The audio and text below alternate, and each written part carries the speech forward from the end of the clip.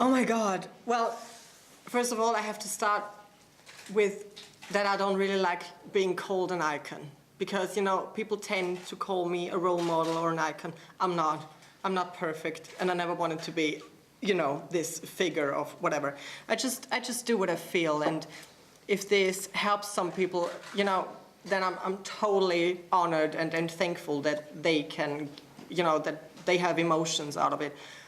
But problem with calling me that is that people start having expectations, and expectations are a very dangerous thing because you get disappointed in just a second, And I don't want to disappoint anybody, so all that I can say is it honors me that people call me that, but on the other hand, I just do what I need to do, and if some people think that this is wrong what I do, so, it depends on which side you are.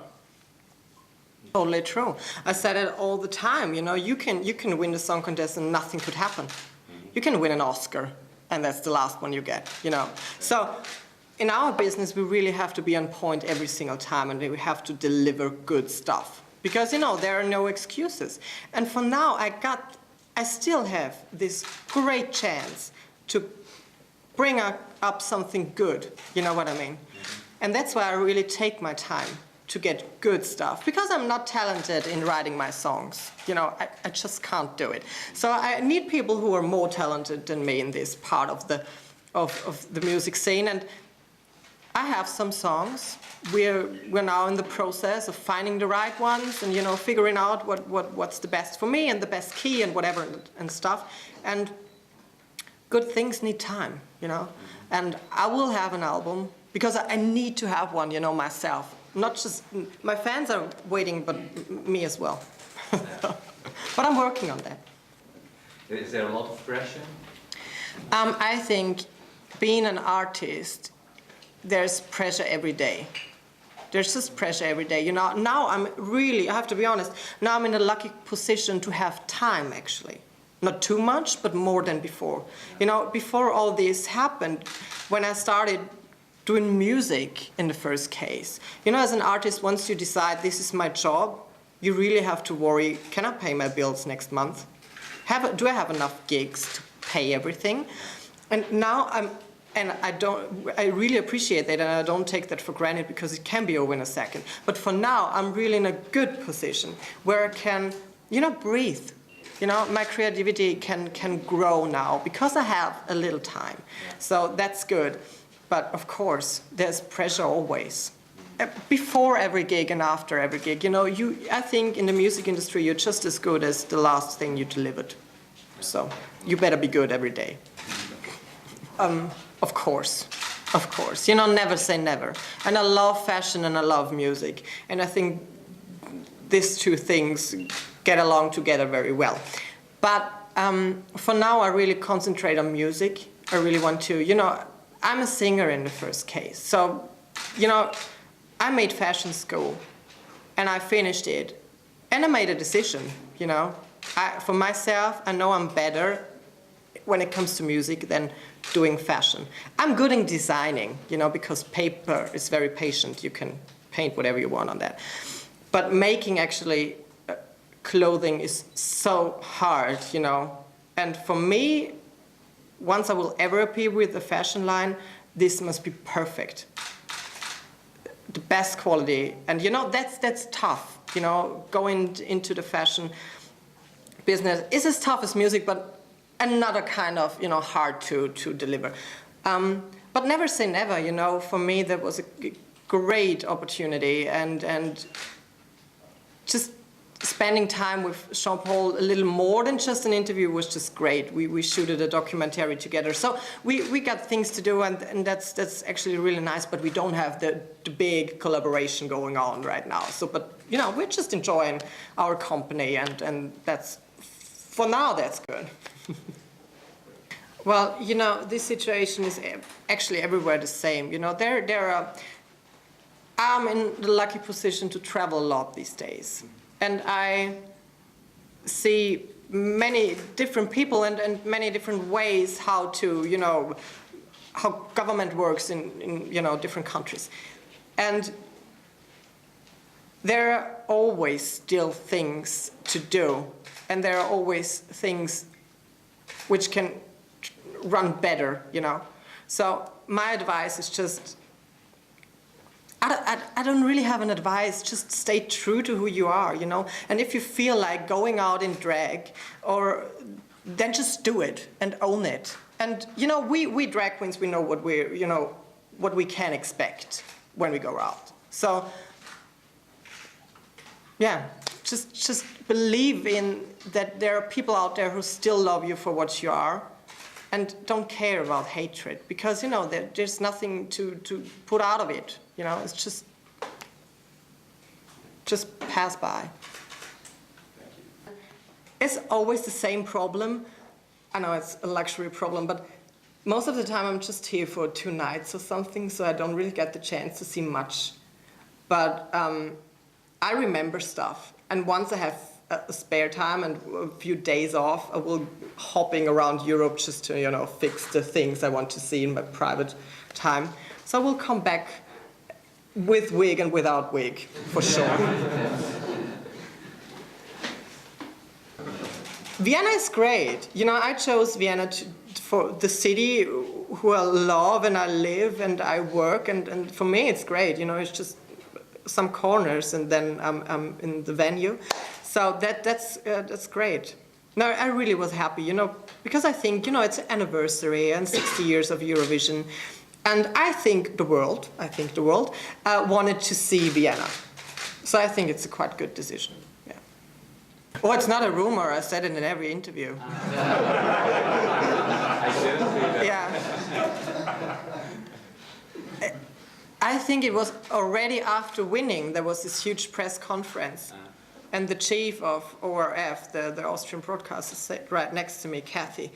And someone asked me, what will you do in the next Eurovision Song Contest? And I said, I'm going to host it. And Kathy was like, and I said, it's embarrassing to say no right now. So, no, we haven't figured out anything, but I would love to do something, of course. I want to sing, I want to maybe do the green room. I don't want to host the whole show, because I think, I have a mind like a goldfish. So once something gets my attraction, I'm like, there's a teleprompter and I'm talking to someone. So that wouldn't work out, but I think little parts would be great. Yeah. And I'm just good in things that I love, and I think that I might like some things many people don't like. So maybe I'm not the best politician. So maybe I just stick with music and do just, and speak out my mind, because I think that's actually important. I think as a person in the public eye, you got this great opportunity to say something, just through one camera, to reach so many people. And I think for me, I take this chance to spread the things that I want to say, and I believe in. And as I said before, some people in Russia don't think that I'm talking the right things, So it's always the point of view. But no, I'm not gonna turn into a politician. I think that's quite boring. I don't know. I don't want to judge. I don't know. I've never been a politician before. Well, of course, the Eurovision dress. I loved it, but I have to say I'm never ever gonna wear it again. Never, because it was so tight, and there was this break during the show. I think it was the voting break or something like that. And I had to go to the restroom, and we asked the people who were running around, with cameras and stuff, how long do we have? And they said 10 minutes. And I'm like, well, it's never gonna work out, but I need to pee. And then we rushed through the hall, with my train 3 meters, and I have to get completely undressed to go to the toilet.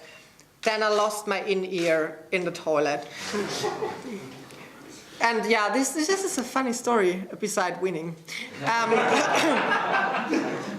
And yeah, so no, I'm not gonna wear it again.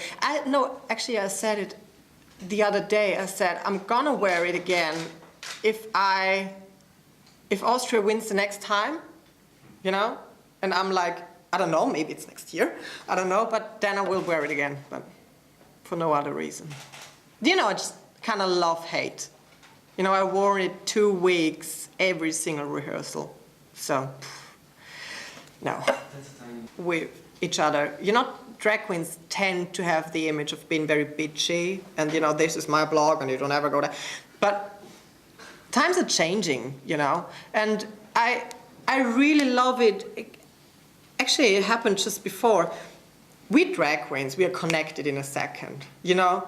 And I have to be that honest, I don't kiss everyone, like seeing them on the first time, you know. But with drag queens, we know we're sisters.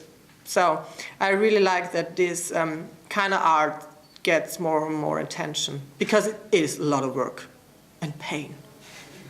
But we love it. First of all, I'm a member of the gay community, and I will never forget this. You know, I know where I'm from, and I will always fight for my family. But what I do, for me, is not just about sexual orientation. I really talk about human rights at the end of the day. And I really try to speak on that level, because there are so many things being discriminated that, you know, that's just not enough to just talk about sexuality. So, no, there are no particular organizations I'm focusing on, but I try to raise something, you know, but I need time, and I need experience, and I just need to settle to make it good, you know, because I can't say, no, I'm going to create a organization and, you know, with nothing, and that's it. So that wouldn't really work out well. But of course, I want to do something on my own, and for now, I was, and I hope I will be, a big part of the live ball in Vienna. You know, Gary Kessler is a very good friend of mine, and this year I got a very big part in supporting the ball. And I think it's such a great event, and I will still keep on doing that. And so this is, for me, maybe a very important topic to support, you know, the foundation of AIDS research and the live ball.